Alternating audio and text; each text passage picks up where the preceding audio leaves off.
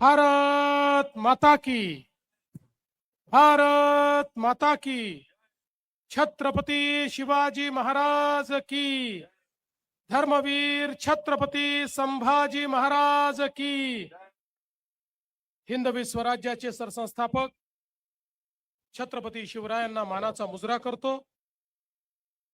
भारतीय राज्यघटनेचे शिल्पकार भारतरत्न डॉक्टर बाबासाहेब आंबेडकर यांना मानवंदना अर्पित करतो। जालना महानगरपालिकेच्या या पहिल्या निवडणुकीमध्ये मंचावर उपस्थित असलेले भारतीय जनता पक्षाचे ज्येष्ठ नेते, या देशाचे माजी रेल्वे मंत्री आणि आपल्या जालन्याचे सुपुत्र सन्माननीय रावसाहेब पाटील दानवे, माजी पालकमंत्री बबनरावजी लोणीकर, आपले माजी आमदार कैलाश भाऊ गोरंट्याल, या ठिकाणी उपस्थित संतोष भाऊ दानवे, नारायण भाऊ कुचे, भास्कररावजी दानवे, राहुलजी लोणीकर, सतीशजी घाडगे, घनश्यामजी गोयल, रामेश्वरजी भांदिरगे, बद्रीनाथजी पठाडे, संगीताताई गोरंट्याल, राजेशजी राऊत, अशोकजी पांगारकर, सिद्धिविनायक मुळे, सतीशजी जाधव, विश्वजितजी खरात, अक्षय गोरंट्याल, औदुंबर बागडे, विजय कामळ, अर्जुन गई, योगेश मानधनी, मंचावर उपस्थित सर्व सन्माननीय पदाधिकारी, अधिकारी आणि या ठिकाणी उपस्थित माझ्या सर्व लाडक्या बहिणींनो आणि तितक्याच लाडक्या भावांनो, आज मला अतिशय आनंद आहे की महाराष्ट्रामध्ये ज्या नगरीला स्टीलची नगरी, लोखंडाची नगरी, पोलादाची नगरी म्हणून ओळखलं जातं, आणि दुसरीकडे ज्या नगरीला बियाण्यांची नगरी म्हणून ओळखलं जातं, अशा जालना शहरामध्ये 90 वर्षानंतर जी महानगरपालिका तयार झाली, त्या महानगरपालिकेच्या पहिल्या निवडणुकीच्या या जाहीर सभेमध्ये जालनेकरांच्या सोबत मी या ठिकाणी उपस्थित आहे। आणि म्हणून सर्वात पहिल्यांदा सर्व जालनेकरांना नमस्कार करतो, सर्वांना प्रणाम करतो।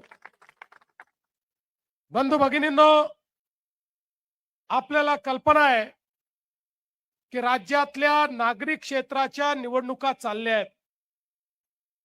आपल्या देशामध्ये जवळजवळ 7 दशकं आपण एक संकल्पना मांडत होतो। ही संकल्पना चुकीची नव्हती, ती योग्य होती। ती संकल्पना अशी होती की भारत हा गावांमध्ये राहतो, गावाचा विकास म्हणजे देशाचा विकास। पण त्याच वेळी 7 दशकं आपल्या राज्यकर्त्यांना या गोष्टीचा विसर पडला की भारत जसा गावात राहतो तसा भारत शहरांमध्येही राहतो। अन्न, वस्त्र, निवारा, शिक्षण, आरोग्य, रोजगार याकरता गावातनं लोक शहरात येतात। शहरात येणाऱ्या गरिबांना, मध्यमवर्गीयांना सुखसोयी देणं, त्यांच्या जीवनाला सुकर करण्याकरता व्यवस्था करणं, ही देखील शासनाची जबाबदारी आहे। हे जवळपास 70 वर्ष आपण विसरलो। आणि त्याचा परिणाम काय झाला? 70 वर्ष लोक गावातनं शहरामध्ये आले, पण त्यांची व्यवस्था झाली नाही। परिणाम असा झाला, ज्याला जिथे जागा मिळेल तिथे तो बसला। झोपडपट्ट्या तयार झाल्या, अतिक्रमण झाली, पिण्याच्या पाण्याचा प्रश्न निर्माण झाला, लोकसंख्या वाढल्यामुळे घनकचऱ्याचा प्रश्न निर्माण झाला, नाल्यांमधनं गटारी व्हायला लागली, त्या ठिकाणी आपल्या विहिरींमध्ये, आपल्या तलावांमध्ये, आपल्या नदीमध्ये हे सगळं घाण पाणी जायला लागलं। आपलं जीवन प्रदूषित व्हायला लागलं। शहरं ही मोठ्या प्रमाणात बकाल व्हायला लागली। शहरी जीवन हे कुठेतरी खराब व्हायला लागलं। एकीकडे रोजगाराची निर्मिती शहरात होत होती, पण दुसरीकडे शहरामध्ये राहणाऱ्या लोकांची अवस्था ही मात्र वाईटापेक्षा अजून वाईट होत होती. 70 वर्षानंतर या देशामध्ये पहिल्यांदा 2014 साली माननीय नरेंद्र मोदीजी यांचं सरकार आलं आणि मोदीजींनी सांगितलं, भारत जसा गावात राहतो तसा भारत शहरामध्ये राहतो. गावांचा विकास करावा लागेल, शहरांचाही विकास करावा लागेल. शहरामध्ये येणारा गरीब, शहरातला मध्यमवर्गीय अन्न वस्त्र निवाऱ्याकरता, शिक्षण आरोग्य रोजगाराकरता, मनोरंजनाकरता लोक हे शहरामध्ये आलेले आहेत, त्यांच्याही व्यवस्था कराव्या लागतील. मोदीजींनी सांगितलं, देशाचा 65% GDP हा शहरामध्ये तयार होतो. शिक्षण, आरोग्य आणि रोजगाराच्या संधी या शहरामध्ये तयार होतात आणि म्हणून आपली शहरं चांगली झाली पाहिजेत. याकरता पहिल्यांदा या देशामध्ये मोदीजी असे प्रधानमंत्री निघाले की ज्यांनी शहराकरता योजना सुरू केल्या.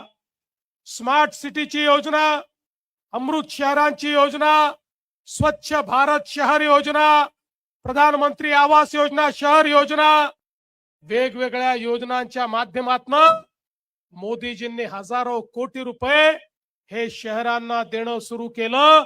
पहिल्यांदा तुम्ही बघा, 2014 नंतर शहरांना पैसे मिळणं सुरू झालं. रावसाहेब पाटलांनी, बबनरावजींनी, कैलास भाऊंनी या ठिकाणी ज्याचा उल्लेख केला, ते जे सगळे पैसे आज आपल्या जालना शहरात आणि या जालना जिल्ह्यात येऊ शकले, कारण पहिल्यांदा या देशामध्ये प्रधानमंत्र्यांनी सांगितलं आपली शहरं देखील चांगली झाली पाहिजे. आज तुम्ही बघा, प्रधानमंत्री आवास योजनेमध्ये मोठ्या प्रमाणात घरं आपल्या महाराष्ट्राला मिळाली. पण घरं मिळाली तरी देखील गरीबाला आम्हाला ती घरं देता आली नाही. याचं कारण असं झालं, आमच्या लक्षात आलं, झोपडपट्टीमध्ये राहणारे जे लोक आहेत, जे गरीब लोक आहेत, या झोपडपट्टीमध्ये राहणाऱ्या लोकांना त्यांच्या जमिनीचा मालकी हक्काचा पट्टा नाही, त्यांच्याकडे PR कार्ड नाही, त्यामुळे त्यांना त्या ठिकाणी घरांचा फायदा देता येत नाही. 2च महिन्यापूर्वी आपल्या सरकारने निर्णय घेतला, आता झोपडपट्टीमध्ये राहणारा प्रत्येक व्यक्ती त्याला त्याच्या जमिनीचा मालकी हक्काचा पट्टा आपण देणार आहोत. प्रत्येकाला PR कार्ड आपण देणार आहोत आणि केवळ त्याला त्याच्या जमिनीचा मालक बनवून आपण थांबणार नाही. तो जर कच्च्या घरात राहत असेल तर मोदीजींच्या आवास योजनेतनं पक्क घर बांधण्याकरता त्याला पैसा उपलब्ध करून दिला जाणार आहे. आणि म्हणून मंचावरच्या नेत्यांना मी सांगतो, ही जनता तुम्हाला निवडून देणार आहे, पण पहिल्यांदा झोपडपट्टीत राहणारे आणि जे बेघर आहे त्यांचा प्रश्न हातामध्ये घ्या. त्यांना मालकी हक्काचा पट्टा द्या आणि मालकी हक्काचा पट्टा दिल्यानंतर त्यांच्याकरता जेवढ्या घरांची मागणी तुम्ही कराल तेवढी घरं राज्याचं सरकार मंजूर करेल. या जालन्यामध्ये एकही माझा परिवार हा कच्च्या घरात आणि झोपडीत राहणारा यापुढे आपल्याला पाहायचा नाही. सगळ्यांना त्यांचं पक्क घर आपल्याला द्यायचं आहे. बंधू भगिनींनो, मोदीजींनी अमृत सारखी योजना आणल्यामुळेच आज आपण पाहू शकतो, जालना सारख्या शहराला पिण्याच्या पाण्याकरता किती त्या ठिकाणी त्रास सहन करावा लागला. रावसाहेबांच्या नेतृत्वात आम्ही मोर्चा देखील काढला.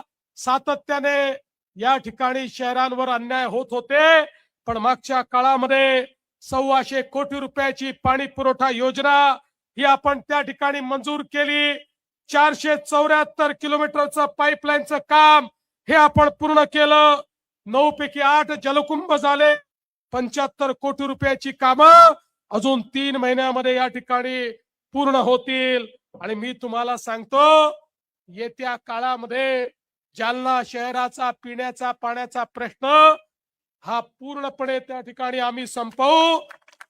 आमचं स्वप्न आहे, जालना शहरामध्ये ज्या वेळी नळ उघडेल त्या वेळी प्रत्येकाच्या घरी शुद्ध पिण्याचं पाणी आलं पाहिजे. हा आमचा प्रयत्न या ठिकाणी आहे. आणि म्हणून मोठ्या प्रमाणात पिण्याच्या पाण्याची योजना असेल आणि मग ही योजना कशी पुढे चालवायची असा प्रश्न होता. इतकी मोठी योजना, त्याचं विजेचं बिलच इतकं मोठं होतं की ते बिल आपल्या या महानगरपालिकेने कसं भरायचं असा प्रश्न होता. आणि म्हणून कैलाश भाऊंनी मगाशी सांगितलं, रावसाहेब आमच्याकडे आले, मी स्वतः ऊर्जा मंत्री होतो, माझ्याकडे खातं ठेवलं होतं. रावसाहेब आणि सगळ्या लोकांनी सांगितलं, काही करा, हे विजेचं बिल आम्हाला परवडत नाही, हे विजेचं बिल भरलं नाही तर एवढी मोठी योजना करू नये, पिण्याचं पाणी त्या ठिकाणी येणार नाही. आणि म्हणून आम्ही निर्णय केला आणि त्या ठिकाणी सौर ऊर्जा प्रकल्पाला आम्ही मान्यता दिली. 100 कोटी रुपये दिले. मला सांगताना आनंद वाटतो, आता दरवर्षी तुमचे 40 कोटी रुपये या ठिकाणी वाचणार आहेत आणि जालना शहराला पाणी पुरवठा हा नियमित त्या ठिकाणी होणार आहे. आपल्याला कल्पना आहे, हे शहर एक अत्यंत महत्वाचं अशा प्रकारचं शहर आहे. या ठिकाणी मोठ्या प्रमाणात स्टील इंडस्ट्री आहे, पोलाद आणि लोखंड तयार होतं. आणि म्हणून या ठिकाणी मागच्या काळामध्ये आपण ड्रायपोर्टची निर्मिती केली, समृद्धी महामार्गाची निर्मिती केली. मी 5-7-10 वर्षापूर्वी सांगायचो, ज्यावेळेस समृद्धीचं काम सुरू केलं की पुढच्या काळामध्ये संभाजीनगर आणि जालना हेच आमच्या इंडस्ट्रीचं मॅग्नेट होणार आहे. त्यावेळी लोकांना ते खरं वाटत नव्हतं, पण आज हे होत आहे. इतक्या मोठ्या प्रमाणात गुंतवणूक येते. आमच्या कुटुंबातल्या मुलांच्या हाताला यापुढे काम मिळणार आहे आणि त्याकरता खऱ्या अर्थानं मोठ्या प्रमाणात ड्रायपोर्टचं काम आपण केलं. आणि एवढंच नाही तर रावसाहेबांच्या आग्रहाखातर देशातली सगळ्यात मोठी संस्था आयसीटी, त्या आयसीटीची ब्रँच देखील आपण या ठिकाणी जालन्यामध्ये मंजूर केली. 100 कोटी रुपयाचा रिंग रोड असेल, अंतर्गत रस्त्यांकरता, कॉन्क्रीट रस्त्यांकरता पैसे असतील, रेल्वेच्या विकासाकरता रेल्वे स्थानकाला 175 कोटी रुपये असेल, जालन्याचं मेडिकल कॉलेज असेल, या ठिकाणी वेगवेगळ्या प्रकारचे रस्ते जे रावसाहेबांनी सांगितले ते सगळे रस्ते असतील, रस्त्यांचं चौपदरीकरण असेल, कॉन्क्रिटीकरण असेल, जालना खामगाव रेल्वे मार्ग असेल, वेगवेगळ्या कामांचा हिशोब जर लावला तर मोठ्या प्रमाणात बबनरावजींनी सांगितलं या ठिकाणी कामं आपण केलेली आहेत. आणि येत्या काळामध्ये आमचा प्रयत्न आहे, मोदीजींनी सांगितलंय प्रत्येक शहराला 100% भुयारी गटाराची योजना असली पाहिजे, शहरातल्या घनकचऱ्याचं व्यवस्थापन झालं पाहिजे.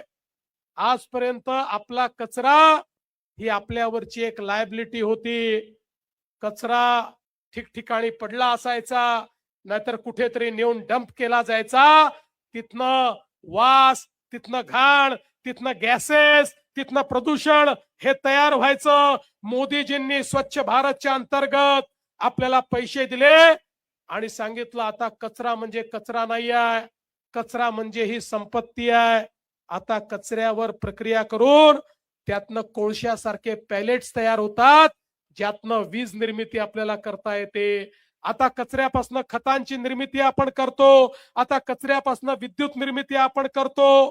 त्यामुळे प्रत्येक शहरातला कचरा हा 100% उचलला गेला पाहिजे आणि तो डंप न करता त्याच्यावर प्रक्रिया झाली पाहिजे. या जालना शहरामध्येही अशाच पद्धतीनं कचऱ्यावर प्रक्रिया करून जालना शहराला कचरा मुक्त करण्याचं काम हे पुढच्या काळामध्ये आपल्याला करायचं आहे. एक स्वच्छ शहर म्हणून या ठिकाणी आपल्याला व्यवस्था उभी करायची आहे आणि त्या माध्यमातून मोठ्या प्रमाणात या ठिकाणी आपल्याला काम करायचं आहे. खरं म्हणजे आता या ठिकाणी भारतीय जनता पक्षाची तर शक्ती होतीच, पण आपले कैलास भाऊ देखील आपल्या सोबत आले. कैलास भाऊंना देखील खूप चांगला नगरपालिका चालवण्याचा अनुभव आहे, पण त्या काळामध्ये सरकार त्यांना पाहिजे त्या प्रमाणात, त्यांचेही लोक त्यांना कधी साथ देत नव्हते. पण आता चिंता नाहीये, भारतीय जनता पक्षासारख्या मजबूत पक्षामध्ये तुम्ही आले आहे. कैलास भाऊ, हा पक्ष हा पाठीमागे उभा राहणारा पक्ष आहे. हे सरकार शहर बदलणारं सरकार आहे. त्यामुळे आता चिंता करण्याची आवश्यकता नाही आहे. या ठिकाणी कैलास भाऊ असतील, भास्करराव असतील आणि आमची सगळे नेते मंडळी असतील, या सगळ्यांच्या नेतृत्वामध्ये आता आपल्या या जालना शहरामध्ये भारतीय जनता पक्षाचा झेंडा आपल्याला लावायचा आहे. बंधू भगिनींनो, विधानसभेच्या निवडणुकीमध्ये ज्यावेळी प्रचंड मोठं बहुमत हे महायुतीला मिळालं, काही लोक म्हणायला लागले, आता बघा या भाजपवाल्यांच्या 137 जागा आल्या, आता हे पहिलं काम काय करतील, लाडकी बहीण योजना बंद करतील. पण लाडक्या बहिणींनो, 1 वर्ष पूर्ण झालं, लाडकी बहीण योजना सुरूच आहे. आणि जोपर्यंत तुमचा देवा भाऊ मुख्यमंत्री आहे, ही योजना कोणीच बंद करू शकणार नाही. पण माझी विनंती या ठिकाणी भास्करराव, कैलास भाऊ, तुम्हाला सगळ्यांना आहे, महानगरपालिकेवर झेंडा तर लागणार आहे, महापौर आपला होणार आहे. महापौर झाल्यानंतर माझ्या लाडक्या बहिणींना केवळ लाडकी बहीण ठेवू नका, माझ्या लाडक्या बहिणींना लखपती दीदी करा. आता लखपती दीदीचा कार्यक्रम सुरू झालाय. महाराष्ट्रात 50 लाख लखपती दीदी तयार झाले आहेत. या वर्षी 1 कोटी पर्यंत तो आकडा जाईल. मी तुम्हाला हिशोब विचारणार आहे. 1 कोटी मध्ये माझ्या जालन्यातल्या किती लाडक्या बहिणी तुम्ही लखपती दीदी केल्या, त्याचा हिशोब घ्यायला या जालन्यामध्ये पुन्हा मी येणार आहे.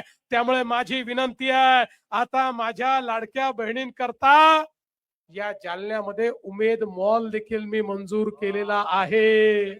उमेद मॉलच्या माध्यमातून आतापर्यंत मोठ्या मोठ्या धन्ना सेटांचे मॉल होते, आता माझ्या बचत गटांचा मॉल असणार आहे. माझ्या बचत गटांच्या आमच्या भगिनी त्या ठिकाणी आपला माल ठेवतील आणि चांगले चांगले लोक गाड्यांनी त्या ठिकाणी येतील आणि त्या मॉल मध्ये जाऊन माझ्या भगिनींचा माल घेतील. अशा प्रकारचा उमेद मॉल देखील या जालन्यामध्ये आपण तयार केलेला आहे. आणि म्हणून बंधू भगिनींनो, खऱ्या अर्थानं भारतीय जनता पार्टी सर्वसामान्यांचा विचार करणारी पार्टी आहे. दीन दलित, गोर गरीब, आदिवासी, शेतकरी, शेतमजूर, महिला, अल्पसंख्याक, ओबीसी सगळ्यांचा विचार करणारी ही पार्टी आहे. आम्हाला या महानगरपालिकेवर झेंडा लावायचा आहे, तो केवळ खुर्च्या तोडण्याकरता नाही, तर जसं बबनरावजींनी सांगितलं, या जालना शहराला मराठवाड्याच्या टॉप शहरांमध्ये आणण्याकरता या ठिकाणी आम्हाला हा झेंडा लावायचा आहे. मला विश्वास आहे, येत्या 15 तारखेला जेव्हा तुम्ही मतदान केंद्रावर जाल, इकडे तिकडे काही पाहू नका, जिथे बटन दिसेल कमळाची ती बटन दाबा. 15 तारखेला तुम्ही आमच्या कमळाकडे लक्ष द्या. 16 तारखेपासून 5 वर्षाकरता तुमची जबाबदारी आम्ही घेऊ, हा विश्वास तुम्हाला देतो आणि माझं बोलणं संपवतो. धन्यवाद. जय हिंद, जय महाराष्ट्र.